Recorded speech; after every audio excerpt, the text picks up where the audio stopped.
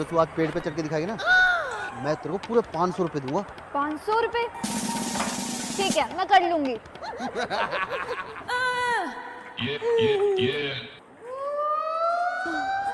देखा?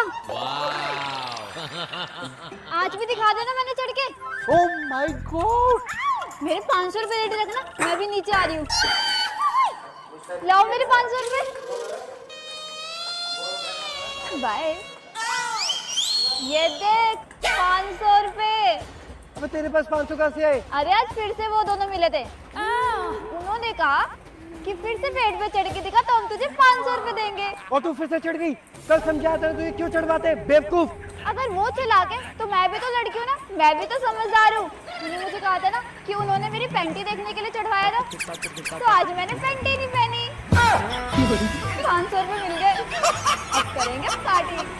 चल चलती हूँ मैं।